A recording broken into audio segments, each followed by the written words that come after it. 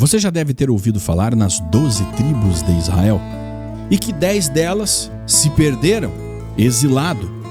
Para quem já sentiu essa sensação, o medo do desamparo, o frio da incerteza, é uma palavra que pesa. Vagar sem lar, depender da caridade alheia, sem segurança e sem futuro. Mas imagine isso não como um drama de um indivíduo, e sim de um povo inteiro. 500 anos depois de retornar à sua terra ancestral, o povo judeu enfrentava novamente o risco de perder tudo, de ficar sem casa, sem templo, sem nação. A sombra do exílio se aproximava. Após a morte do rei Salomão, o Império Unido se rompeu. 2 reinos judeus coexistiram, Israel ao norte e Judá ao sul.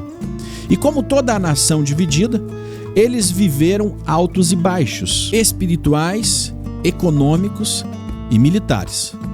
Porém, havia um padrão que se repetia: o afastamento de Deus, o abandono da Torá e a busca por alianças humanas, sempre com um custo terrível. Os profetas se levantavam pedindo arrependimento, mas o povo não ouvia e o resultado seria devastador. Vamos começar pelo final do século 8 antes da Era Comum, o início do fim da primeira experiência judaica como uma nação soberana. 2 reinos, 2 histórias, um mesmo destino. O poderoso Império Assírio, nascido na região que hoje conhecemos como Iraque, avançava pelo Oriente Médio com uma brutalidade jamais vista. Suas armas de ferro, suas táticas de cerco e sua política implacável de deportações em massa faziam deles a potência mais temida da região. Eles não apenas conquistavam, eles dissolviam identidades. Quando um povo era vencido, seus líderes, intelectuais e artesãos eram arrancados de suas terras e espalhados por todo o império. Em poucas gerações, a nação conquistada desaparecia. Ela era assimilada, fragmentada e até mesmo esquecida. E esse foi o destino que se abateu sobre o reino do norte de Israel. Em 735 antes da Era Comum, Israel e Arã, a atual Síria, decidiram desafiar a Assíria, recusando-se a pagar tributo. Judá, no entanto, recusou-se a entrar na rebelião e por isso foi atacada por seus próprios irmãos do norte. A guerra foi sangrenta. Milhares de soldados e oficiais de Judá morreram.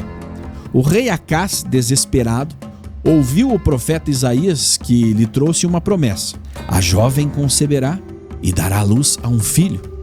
Um sinal de que Deus ainda protegeria Judá. Mas Acás não acreditou. Em vez de confiar em Deus, buscou o auxílio da própria Assíria, pedindo ajuda contra seus irmãos. Foi um erro fatal. A Assíria interveio e salvou Judá, sim, mas destruiu Israel. O preço foi altíssimo. O reino do norte, onde viviam 10 das 12 tribos de Israel, caiu em 722 antes da Era Comum. Suas cidades foram queimadas, sua capital Samaria tomada e cerca de 27 mil israelitas foram deportados. As 10 tribos desapareceram no vento da história. A primeira diáspora havia começado. Mas qual foi o destino das tribos perdidas? Quem eram eles? Onde foram parar? São 10 tribos. Séculos de mistério cercam essa pergunta. Alguns afirmam que seus descendentes chegaram até a Índia, a Etiópia, a China. Outros enxergam seus traços entre tribos africanas, ou até em antigas nações indígenas das Américas. Olha só. Mas a verdade é que ninguém sabe com certeza. Estas tribos se misturaram, se casaram, se adaptaram e pouco a pouco desapareceram entre as nações. Por isso, ficaram escondidas como as 10 tribos perdidas de Israel. Enquanto isso, o reino de Judá, mais ao sul, ainda resistia. Mas a paz era frágil e a idolatria constante. Judá tornou-se o último reduto do povo judeu. Por um tempo prosperou, mas mesmo assim o rei Acás mergulhou em práticas pagãs, copiou rituais estrangeiros, construiu altares para deuses assírios e chegou a sacrificar o próprio filho ao deus Moloque. Era o colapso moral de uma nação, Mas quando Acás morreu, seu filho Ezequias assumiu o trono e tudo mudou. Ezequias foi um rei diferente. Ele purificou o templo, aboliu os cultos idólatras e restaurou as festas bíblicas. Reacendeu o fogo da fé e trouxe de volta o espírito de Israel. Isaías se tornou seu conselheiro e amigo, guiando-o espiritualmente e politicamente. Mas logo mal voltaria a cercar Jerusalém. No ano 705 antes da Era Comum, o rei da Assíria morreu e seu filho Senaqueribe subiu ao trono. Ezequias viu a chance de liberar Judá da dominação assíria, aliou-se ao Egito e Babilônia.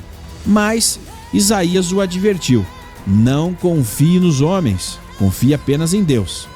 A Assíria reagiu com força. Seu exército sitiou Judá, conquistou dezenas de cidades fortificadas e chegou até Laquis, a apenas 40 quilômetros de Jerusalém. Ezequias tentou comprar paz, entregando ao inimigo a prata e o ouro do templo. Mas o orgulho assírio não se compra. Senaqueribe exigiu rendição total e enviou seu mensageiro, Rabzaque, que em um discurso diante dos muros de Jerusalém zombou de Ezequias e do próprio Deus de Israel. O povo tremeu, mas o rei orou. Isaías respondeu com uma profecia: o rei da Síria não entrará nesta cidade. Voltará pelo caminho por onde veio. E assim foi. Naquela noite, o exército assírio foi dizimado por uma praga, por pânico, por algo que até hoje desafia os historiadores. O fato é, Jerusalém sobreviveu. Contra todas as probabilidades, Judá permaneceu de pé. Mas o governo de Ezequias não durou para sempre. Manassés fez o oposto do pai, restaurou a idolatria, trouxe de volta o sacrifício de crianças e até ofendeu o império assírio, sendo levado cativo. Seu filho Amon também reinou brevemente, igualmente corrompido. Foi assassinado pelos próprios oficiais. Mas de uma tragédia surgiu uma esperança. Josias, o menino de apenas 8 anos, subiu ao trono e se tornaria o rei mais justo de Judá. Josias reconstruiu o templo, aboliu os ídolos e destruiu altares pagãos e devolveu ao povo o orgulho de servir ao Deus de Israel. Foi uma era de renovação espiritual, mas o relógio do destino já corria. A Assíria caía e a Babilônia ascendia, e com ela uma nova ameaça. Em 605 antes da Era Comum, Nabucodonosor, rei da Babilônia, conquistou toda a região. Judá tornou-se seu vassalo. Pagava tributos, entregava tesouros do templo e obedecia a ordens estrangeiras. Mas quando o rei Josias tentou mudar sua lealdade, buscando o apoio do Egito, Nabucodonosor reagiu. Jerusalém foi sitiada, saqueada e milhares de judeus foram levados como prisioneiros para a Babilônia. Entre eles estava Daniel, o profeta que mais tarde serviria à corte babilônica. Por um breve período, Zedequias, irmão de Josias, foi nomeado rei. Mas ele também se rebelou, e pela terceira vez, Jerusalém foi cercada. Desta vez, o desfecho seria final. O templo de Salomão foi queimado, as muralhas destruídas e o povo deportado. E o reino de Judá deixou de existir. E assim terminou a primeira era de Israel como nação independente. 10 tribos desapareceram, 2 foram exiladas, e a promessa de Abraão parecia desfeita. Mas mesmo no exílio, os judeus não se perderam. Enquanto as tribos do norte se dissolveram entre as nações, os filhos de Judá preservaram sua fé.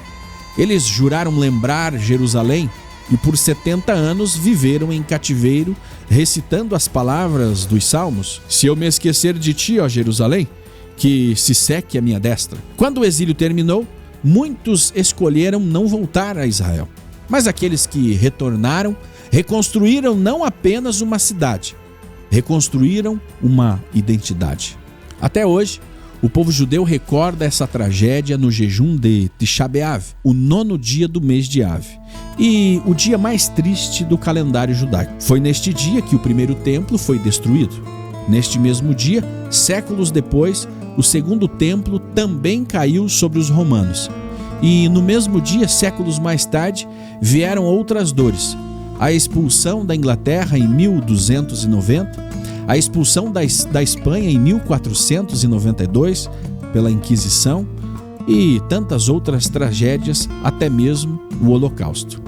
Em cada geração, o eco do exílio se repete, mas também em cada geração o espírito do retorno se reacende. Em Israel, nas sinagogas e nas praças, o povo se reúne diante do Muro das Lamentações, as pedras que restaram do templo, e choram. Mas não é um choro de desespero, é um choro de memória, porque um povo que lembra nunca desaparece. E assim como as tribos se dispersaram pelo mundo, talvez a história delas continue viva em cada judeu, em cada descendente, em cada alma que ainda sente o chamado de Sião. Todas as grandes potências já não existem mais, mas Israel continua vivo, porque Israel vive. Am Israel Hai. E se você gostou desse vídeo, inscreva-se no canal, ative o sininho das notificações, deixe o seu like. Eu te espero no próximo vídeo. Compartilhe. E você também pode se tornar um membro do nosso canal e fortalecer ainda mais a nossa comunidade que não para de crescer. Continue conosco nessa jornada pela história viva do povo de Israel.